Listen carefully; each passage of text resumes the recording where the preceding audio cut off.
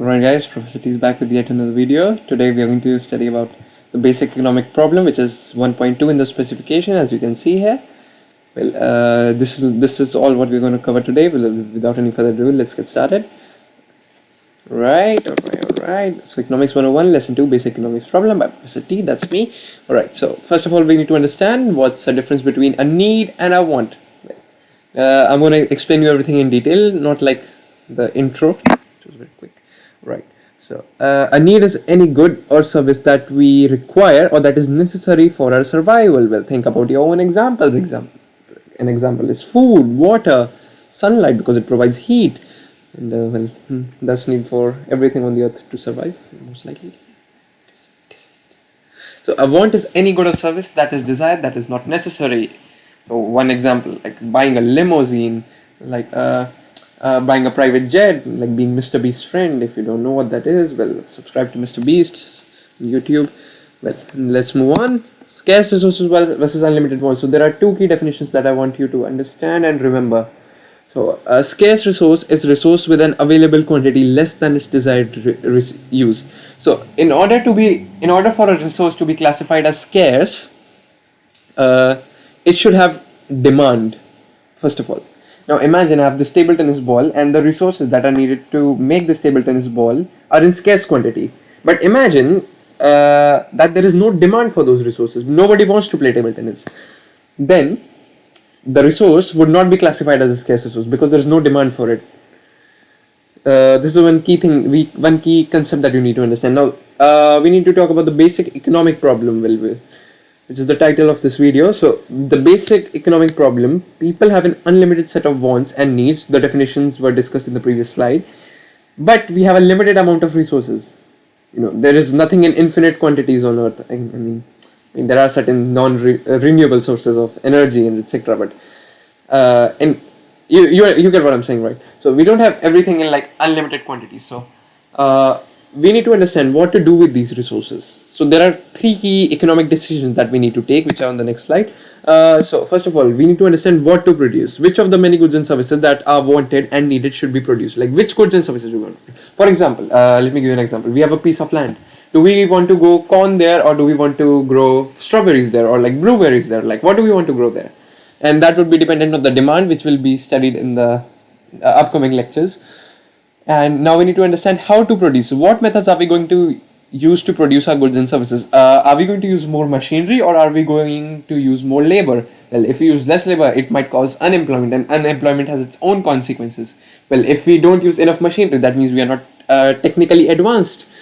So that needs to be decided. Another thing we need to decide is for whom to produce, so that the number of people satisfied is maximized. We need to ensure that people still, like the poor people, the most needy people, still receive food and shelter, while allocating the resources to everyone else as well. That's the key three economic decisions that you need to understand. Now, opportunity cost. This is my favorite, well, because this is probably the simplest maybe.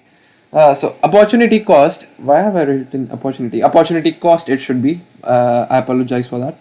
Opportunity cost is the next best alternative which was not taken. Let me give you an example. Imagine you have 10 pounds. So you can spend those 10 pounds on, let's say, buying chocolates, or you can spend those 10 pounds on buying a movie ticket or something. Now, if you buy one option, so if you spend money on, let's say, movie tickets, then you don't have enough. You don't have the money to buy chocolates. So that was your opportunity cost. You let that option go in favor of something. That was your opportunity cost. So the next best alternative in that case was the chocolates. Now, if you buy chocolates, then the opportunity cost was the movie ticket. And in terms of economics, let me give you an example. So let's say government has certain budget which we will be studying. So now government could spend, let's say, I don't know, $2 billion on education, or it could spend $2 million. Why am I saying dollars? Pounds on education or on defense. Well, if it decides to spend on defense, then the opportunity cost would be education. If it spends on education, then the opportunity cost would be defense. Now, I would highly recommend you to try to make your own examples and maybe comment it in the comments. Well, why not? I would be reading all the comments and replying to all of them. So, okay, alright. Now, the last thing we need to understand is in the specification is evaluating costs and benefits of certain economic decisions. Now, so the thing is, let me give you a scenario. Like, imagine many people choose to drive, is it? Choosing to drive to school by car, yeah. So, what would be costs and benefits of it? Well, we need to consider private costs and external costs. I'll explain what private and external means. So, private costs are the ones which are the cost to yourself, you yourself, and the external cost is to the society, the environment. So, let's say, imagine people start driving to school by car. So, well, private costs are petrol. You need to pay for petrol. Your car will depreciate as it travels more kilometers or miles if you're in America.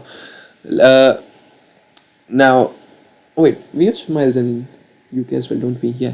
So, private benefits would be convenience. You can reach school very early, and you can also listen to the radio. The external costs would be road congestion, well, for other people, and pollution. Of course, like if cars are moving, they'll be releasing pollution, right? And the external benefits would be more space on public transport, greater profit for petrol. Well, that's all you need to understand. More space for well, I mean these are pretty much self-explanatory. I don't need to explain anything. All right, guys. So that's where we come to the end.